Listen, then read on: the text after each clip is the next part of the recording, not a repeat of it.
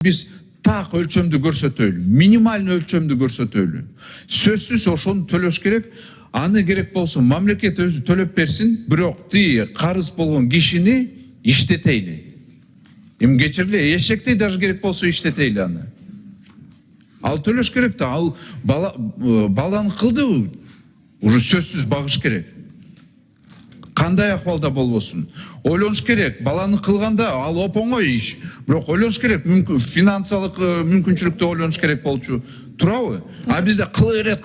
Башка үй бүлөгө барып, тияктан кыла берет. Үчүнчү үй бүлөгө кыла берет. Бөлөкчө барып еще башка аял менен кыла берет.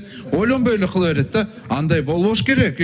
Жоопкерчилик болуш керек да. Анан ким күнөөлүү? Президент, депутаттар, өкмөт, сот, прокурор. Бүт баары күнөөлүү, бирок бул киши күнөөлүү эмес да.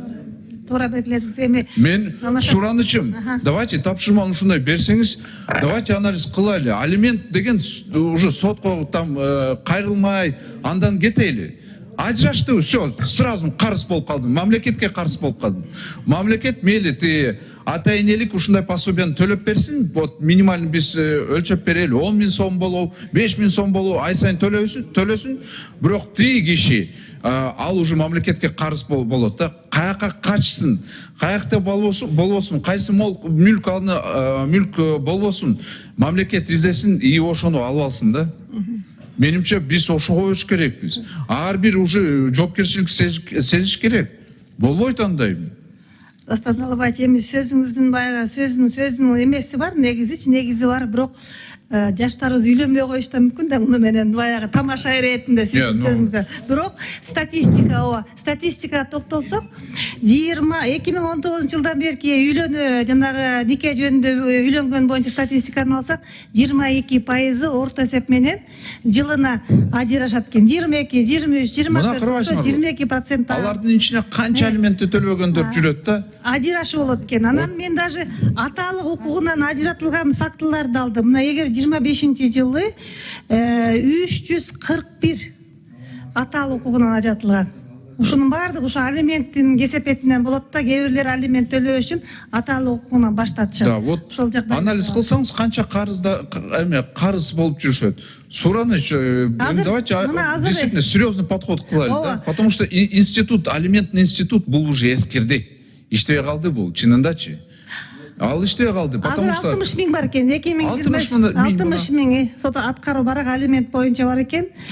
Суммасын так аныктаганга мүмкүн эмес экен. Анткени анын дагы причина себеби ай сайын алимент өсүп турат, билесиздер. Өсүп турат. Ай сайын кошула берет. Ошол себептен аны так аныктай албайт экен. Анан сиз айтып атасыз го, турмушта үй бүлөнү түзгөндө вот ким мажбур кылып аткандар, давай сен күйөөгө тийиш керексиң, там давай мен качан тиесиң деп ушуну айткандар, алар дагы үй бүлөнү түзгөндө керек болсо үй бүлөлүк ушуна поручительствону бериш керек.